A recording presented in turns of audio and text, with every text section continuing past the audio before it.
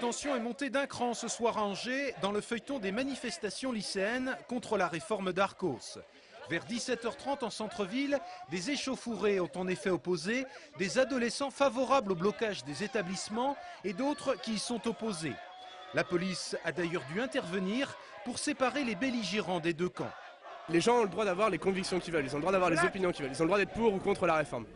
Ça les regarde eux et il n'y a aucun problème là-dessus. Mais par contre, ils n'ont pas le droit de bloquer, ils ont le droit d'aller manifester. Allez manifester le samedi, allez manifester le mercredi, mais ne bloquez pas le lycée, n'empêchez pas ceux qui veulent étudier d'étudier. Du côté des lycéens favorables au blocus, on rappelle que toutes les actions sont précédées d'une consultation qui se veut démocratique. Ils nous accusent de bloquer le lycée alors que c'est pas démocratique, alors qu'à chaque fois que nous faisons un blocus, par exemple dans notre lycée ou dans d'autres lycées, on fait un vote et s'il y a majorité, on fait le blocus. Il n'y a pas la majorité, on arrête le blocus, c'est tout. Un peu plus tôt dans l'après-midi, ils étaient encore environ 2000 à manifester, notamment sur la voie des Berges. Reste maintenant à savoir ce que va devenir ce mouvement, puisque les lycéens seront en vacances demain soir. Des lycéens qui, pour certains d'entre eux, ont d'ores et déjà prévu de se mobiliser le jour de la rentrée, le 5 janvier prochain.